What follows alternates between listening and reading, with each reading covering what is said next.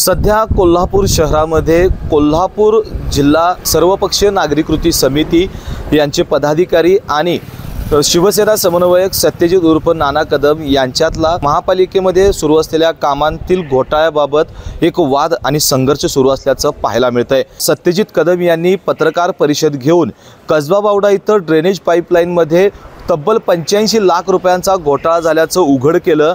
संबंधित ठेकेदाराने काम न करता त्या पैशाची उचल केलेली आहे असं त्यांनी प्रसारमाध्यमांसमोर बोलून दाखवलं।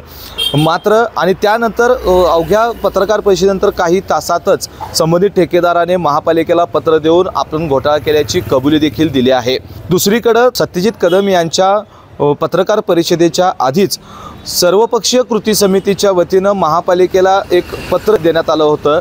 सत्यजित कदम यांच्या प्रयत्नातून आलेल्या 22 कोटींचा जो निधी आहे तो कोल्हापूर शहराच्या विविध मूलभूत सोयीसुविधा नागरिकांच्या सोयीसुविधासाठी वापरायचा होता।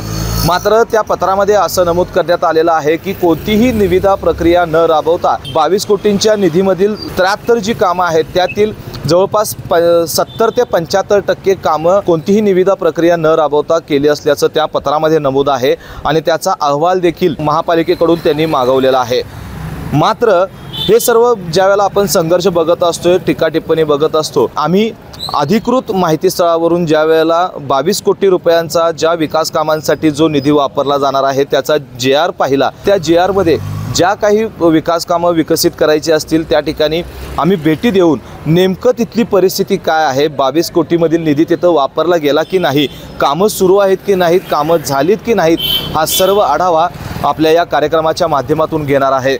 या JR मध्ये क्रमांक 1चा जो विकास काम आहे ते म्हणजे शिवाजी पेठ जी आहे त्या शिवाजी पेठेमध्ये जे ऐतिहासिक मंदिर आणि शिवाजी पेठेचं आराध्य दैवत ज्याला म्हटलं जातं ते फिरंगाई देवीचं जे मंदिर आहे या मंदिराचं जे काही सभामंडप आहे या सभामंडप नव्याने उभारण्याचं 2 कोटी रुपयांचा निधी त्या JR मध्ये नमूद करण्यात आलेला आहे। आणि मी सध्या कोल्हापूर शहरातील या शिवाजी पेठेत असणाऱ्या फिरंगाई मंदिराजवळ आलेलो आहे आणि या ठिकाणी आपण बघताय की जे सभामंडप आहे हे सभामंडप जे पूर्वी होतं ते त्याप्रमाणेच आहे। नेमकी या ठिकाणी निधी वापरला आहे की नाही, कामाची गती कुठपर्यंत आलेली आहे हेच जाणण्यासाठी मी या ठिकाणी आलेलो आहे। आपण जाऊया मंदिरामध्ये, नेमकं या मंदिराची पार्श्वभूमी कशी आहे ते पाहूयात।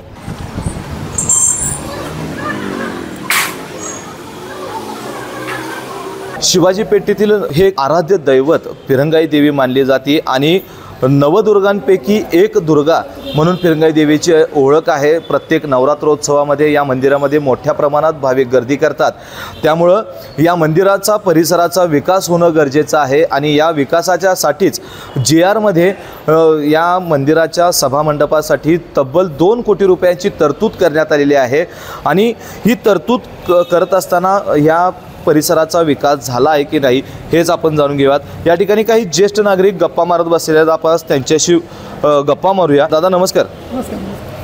आपण इथं शिवाजीपेठेमध्ये राहताय? हो हो। किती वर्षापासून राहताय तुम्ही इथं? आता आम्ही इथं फार लहानाचं मोठं झालोय, बऱ्याच दिवसापासून आम्ही इथं राहतोय। फिरंगाई मंदिरामध्ये इथं गर्दी असते असं कळतंय। फिरंगाई मंदिर हे कसं एक जागृत देवस्थान आहे। फिरंगाई मंदिर हे एक जागृत देवस्थान आहे आणि कोल्हापुरातील जशा 9 दुर्गा आहेत त्या 9 दुर्गापैकी एक दुर्गा आहे। त्यामुळं मला सांगा, आता बघायला गेलं तर अनेक विकास कामं आपल्या परिसरामध्ये सगळीकडे सध्या सुरू आहेत, कोल्हापूर शहरात सुरू आहेत।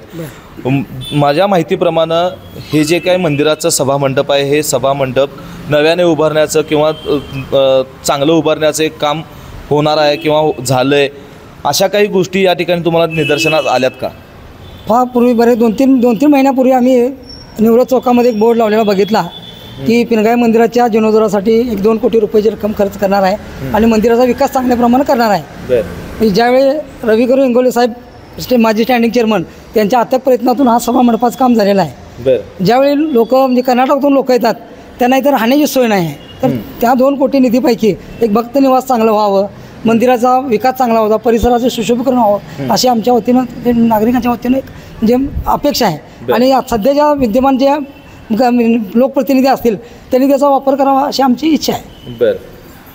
काका, तुम्ही आपण या भागातले ज्येष्ठ नागरिक आहात, ज्यावेळेला आपण इथं बसतोय, फिरतो असतोय किंवा आपलं मंदिर आहे या परिसरामध्ये, तर असं तुम्हाला जाणवलंय का की बाबा मंदिराचं आता काम चालू होणार आहे किंवा या सभामंडपाचं काम होणार आहे, असं काही लोक वगैरे येऊन पाहणी वगैरे करताना काय दिसलंय का तुम्हाला? नाही नाही, काय गेलेलं नाहीत पाहणी करून. पण निवृत्ती चौकात आम्ही 2-4 महिन्याच्या मागं डिजिटल बोर्ड लावलेला की फिरंगाई मंदिरासाठी 2 कोटी निधी मंजूर झाला आहे, पण आत्तापर्यंत अजून काय 1 रुपयाचं काम झालेलं नाही.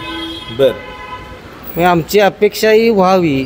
मंदिर म्हणजे नवदुर्गापैकी एक मंदिर आहे, तर गर्दी कर्नाटक महाराष्ट्र पूर्ण जिल्ह्याची लोक इथे येतात, त्यांची सोय व्हावी. इथं मंदिर आता लहान पडतंय. 2 कोटी मंजूर झाल्यात म्हणतात, खरं अजून काय काम चालू झालेलं नाही. काय वाटतंय आता या 2 कोटी रुपये मंजूर झालात असं हे ज्यांनी बोर्ड तुम्ही बघितला, निवृत्ती चौकामध्ये बोर्ड लागलेला, काय विकास कामं इथं होतील असं दिसतंय का? व्हायला पाहिजे, व्हायला पाहिजे. फक्त बोर्ड लावून का उपयोग नाही. निधी पुरेपूर ह्याचा वापर केला पाहिजे. सुशोभीकरण हे 2 कोटी मंजुरी आले, अजून त्याचा काही उपयोग झाला म्हणजे कोणी पाहणी करून गेले महापालिकेचे, कोणी अधिकारी वगैरे बघून गेलेत, काहीच झालं नाही. कालच झालं, काही काम झालेलं नाहीत. फक्त ते बोर्ड लावलेला तिथं काही देवस्थानचं हॉल बिल करणार हे करणार म्हणजे बोलून गेलेत. त्याच्यावर अजून काही कामच झालेलं नाही आणि कोण आलेलं पण नाही इकडे. तर ज्या वेळेला मी या मंदिर परिसरामध्ये आलो त्या 22 कोटींच्या निधीपैकी GR प्रमाणे जो पहिला नंबर आहे अनुक्रमांक, त्या पहिल्या क्रमांकामध्येच फिरंगाई मंदिराच्या सभामंडपाचं सुशोभीकरण असेल, मंदिर परिसर आणि सभामंडप उभारण्याचं काम आहे आणि त्यासाठी 2 कोटी रुपयांचा निधी मंजूर आहे. मात्र या ठिकाणी ज्यावेळेला मी ज्येष्ठ नागरिकांशी, या मंदिर परिसरात राहणाऱ्या नागरिकांशी संवाद साधला, त्यांनी असं सांगितलं की या ठिकाणी फक्त आम्ही बोर्डच बघितला, मात्र या ठिकाणी कोणतीही पाहणी झालेली नाही किंवा कामाच्या बाबतीत कोणती तयारी हालचाली आम्हाला दिसलेल्या नाहीत. आणखीन या GRमध्ये आणखीन काही असे ठिकाणं आहेत जी महत्त्वाची ठिकाणं आहेत, त्या ठिकाणी आपण भेट देऊयात आणि तिथं नेमकी काय परिस्थिती आहे हे जाणून घेऊयात. कोल्हापुरातील नागरिकांच्या ज्या काही मूलभूत सोयीसुविधा आहेत त्यासाठी 22 कोटी रुपयांचा निधी मंजूर झाला खरा. कोल्हापूर महानगरपालिकेच्या प्रभाग क्रमांक 32 मधील जिरगेबोळ इथं 70 नंबरचा जो काही त्या GRमध्ये अनुक्रमांक आहे, 70 नंबरचं जे विकास काम आहे ते म्हणजे जिरगेबोळामध्ये ड्रेनेज लाईन करण्याचं काम आहे आणि या ठिकाणी काही मी नागरिकांशी संवाद साधणार आहे आणि त्यांच्याकडून जाणून घेऊयात. काका काय सांगाल, किती वर्ष तुम्ही इथं राहताय? मी आता 64 वर्षाचा आहे. त्याच्याही आधी 10 वर्ष आमच्या हे घर आहे. बरं. काय वाटतं आपल्या इथं ड्रेनेज लाईन काम होणार होतं असं ऐकूयात होतं, मात्र आपल्या इथं झाले असं तुम्हाला दिसले का? गेले माझ्या हिशोबानं कमीत कमी 25 ते 30 वर्ष तर या भागामध्ये कुठल्याही प्रकारची ड्रेनेज लाईन झालेली नाही.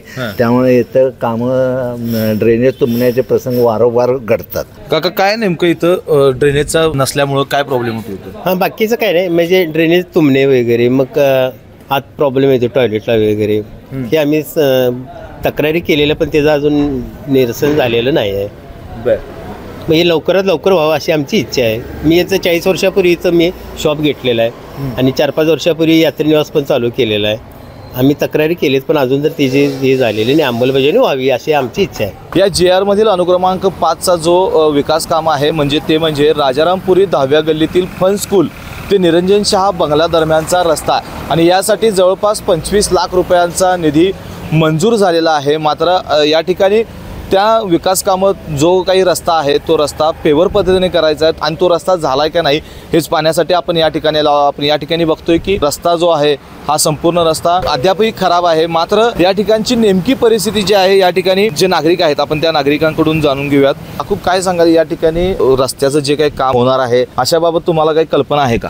हो, ते मंजूर झालंय म्हणून सांगितलेत करण जाधव आणि मुरली जाधवनी. अजून तरी काही झालेलं नाही. जाण्या येण्यात त्रास होतोय, चिखल झालाय सगळा, जाण्या येण्यात त्रास, गाड्या जायला त्रास होतोय, त्यामुळं नागरिकांची गैरसोय झाली. कधी होणार आहे ते तेवढं पाहिजे. काकू, तुम्ही या रस्त्यावरून आपण भाजी वगैरे आणायला जात असतोय, फिरायला जात असतोय, त्यावेळेला या रस्त्याचा त्रास होतोय का तुम्हाला? होते की जाण्या येण्याला त्रास होतोय आणि जाताना पण फार हे होते आणि गाड्या क्रॉस करताना मग फार धोक्याचं होते. आता या परिसरात तुम्ही राहताय, तुम्हाला कधी असं लोक दिसतील का बाबा पाहणी करायला आलेत, बाबा रस्ता होणार आहे करायला आलेत, असे कधी काही लोक दिसलेत का?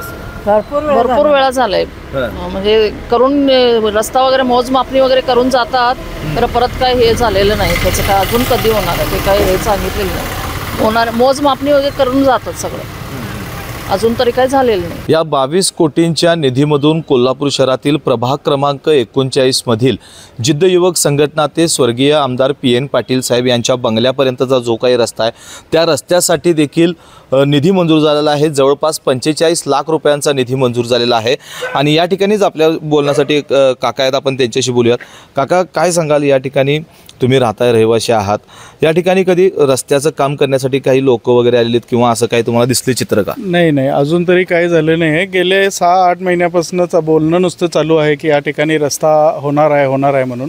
खरं जिद्द निवडणूकपासून ते PN साहेबांच्या इथंपर्यंत ह्या रस्त्याची परिस्थिती अत्यंत खराब आहे आणि त्याच्यामुळं नागरिकांना त्रास होतो आणि हा फक्त लवकरात लवकर व्हावा जेणेकरून इकडच्या नागरिकांचा त्रास कमी होईल अशी अपेक्षा आहे. तर एकूणच आपण पाहिलं की 22 कोटी रुपयांचा निधी जो सत्यजित नाना कदम यांच्या माध्यमातून कोल्हापूर शहरातील नागरिकांच्या मूलभूत सोयीसुविधांसाठी निधी मंजूर झाला, त्याच्या कामांचा आढावा कुठपर्यंत आलेला आहे हेच आपण या ग्राउंड रिपोर्टच्या माध्यमातून पाहत आहोत.